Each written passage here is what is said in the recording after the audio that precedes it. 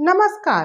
कहानी का नाम अनसुनी आवाज। मेरा नाम सोना है और मैं 14 साल की हूँ।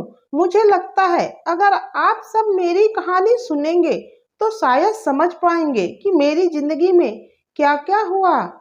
मैंने कभी सोचा नहीं था कि बचपन इतना भारी और दर्द भरा हो सकता है।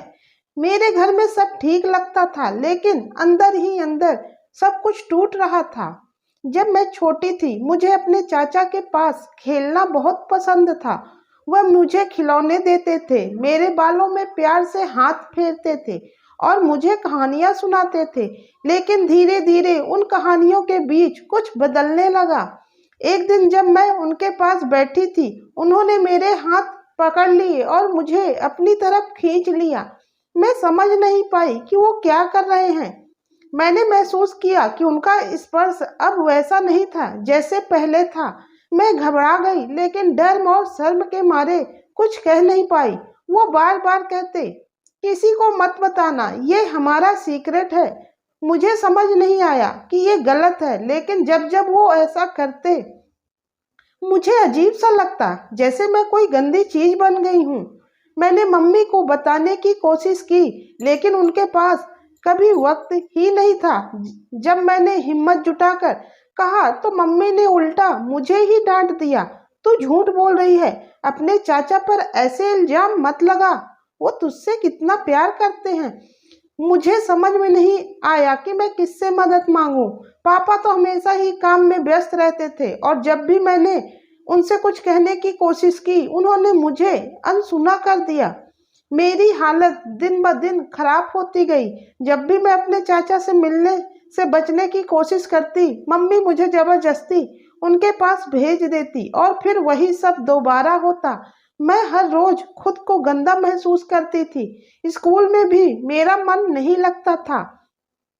दोस्तों के साथ खेलते वक्त भी मुझे डर लगता था कि कहीं कोई और भी मेरे साथ वैसा ही ना करे।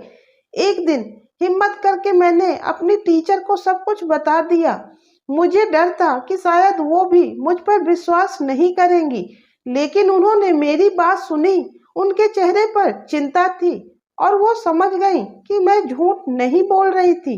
उन्होंने मुझे गले लगाया और कहा, तुम्हारी कोई गलती नहीं सोना, हम तुम्हारी मदद करेंगे।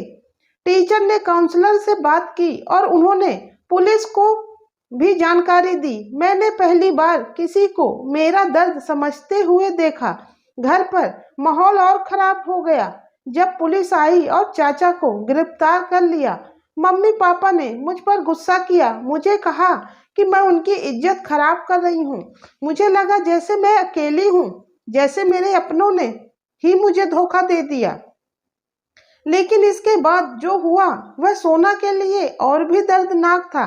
सोना के माता पिता ने पुलिस और काउंसलर की बातों पर यकीन नहीं किया। उन्होंने सोना को ही दोषी ठहराया और कहा कि वह झूठ बोल रही है और परिवार की इज्जत खराब कर रही है। उन्हें लगा कि सोना की बातें उनके सम्मान के खिलाफ है और उन्होंने सोना को ही गलत समझ लिया। पुलिस ने जब यह देखा कि सोना के माता पिता उसका समर्थन नहीं कर रहे हैं बल्कि उसे दोषी ठहरा रहे हैं, तो उन्होंने सोना की सुरक्षा और भलाई के लिए फैसला किया उसे उसके घर से दूर रखा जाए। माता पिता की उपेक्षा और विरोध को देखते हुए बाल संरक्षण अधिकारियों ने सोना को बालिका गृह भेजने का निर्णय लिया। बालिका गृह में सोना को एक सुरक्षित माहौल मिला, जहां उसे समझा गया, सुना गया और उसको घावों को भरने के लिए समय दिया गया। यहाँ के लोग उसके साथ सहानुभूति रखते थे और उसे भावनात्मक समर्थन भी प्रदान करते थे। इस नई जगह पर सोना को पहली बार ऐसा महसूस हुआ कि उसकी बातों का मतलब है और उसके साथ जो हुआ है उसमें उसकी कोई गलती नहीं थी।